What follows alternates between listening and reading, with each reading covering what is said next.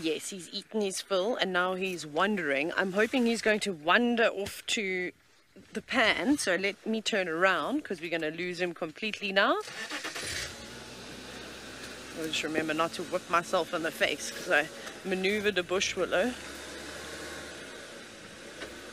There's some guides in the sighting now, so let's see. Luckily for us, it's a bit of a quick turnaround. Oh. Okay, he might just be he's actually on top of the Tumbeta hide. This is insane.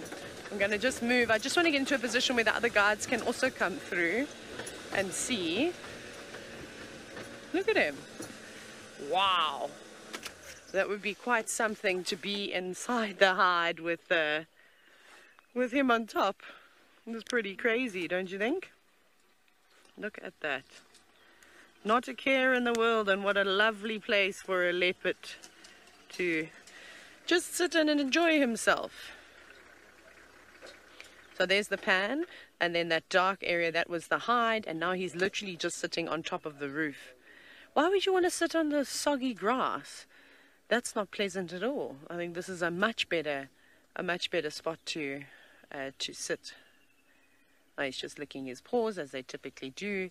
It's the equivalent, I suppose, of taking a napkin or a serviette, whichever one you call it, and just dabbing, you know, wiping your fingers, cleaning those creases in between the corners of your mouth, often collect food, those kinds of things. He's doing a very good job.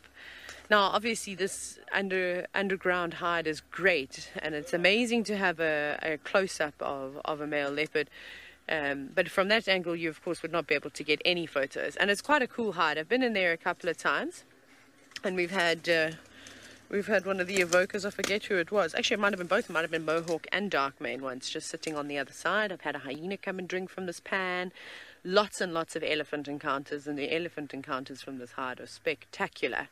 Obviously, during dry season, more animals will frequent this waterhole.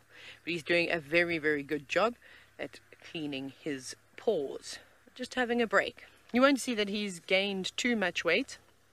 That really was an insignificant amount of food that he ate. Really not much at all, because I do agree that Molwati was the one that's just been sneakily sitting here on a kill. But you cannot see where that tree was, where he had the kill in the tree. It's nowhere near any of the roads, so it's quite difficult. And typical Molwati the ghost, hey? He loves to tease us, doesn't he?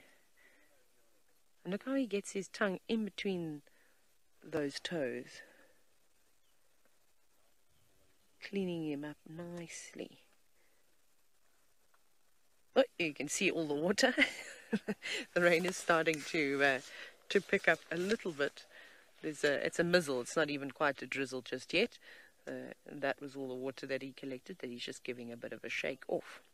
But it would be quite something to see a showdown. And I know Ben has said he thinks it's going to be between maybe Tavagumi and Tortoise Pan, but we can't throw Molwati out of the mix either. So we can just guess and try and make educated decisions as to who we think is really going to have a box. But I think it's fair play at the moment. But the one leopard that does need to watch out is Mareebs. It's not going to be good for him.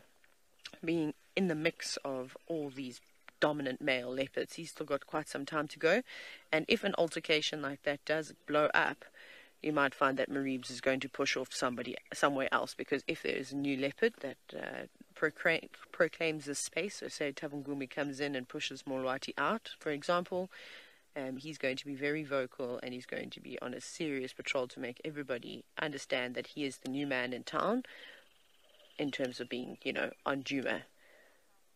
I love the way that they look at him, how he's splaying his toes out. And it's super important, of course, for them to constantly keep themselves clean. And it takes a lot of time of their day to keep their coats in good nick, and especially if they've just had a meal.